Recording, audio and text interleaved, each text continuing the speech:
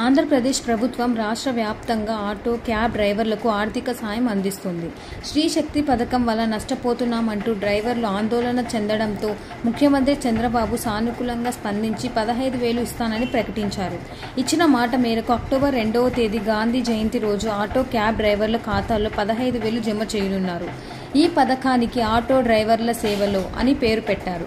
ప్రతి ఏటా 15,000 చొప్పున అందజేయనున్నారు. ఈ పథకం కింద మొత్తం 3,10,385 మంది అర్హులు జాబితా సిద్ధం చేశారు. ఆటో డ్రైవర్ల సేవలో పథకం స్టేటస్ చెక్ చేసుకోవడానికి ప్రభుత్వం మనకు అవకాశం కల్పించింది.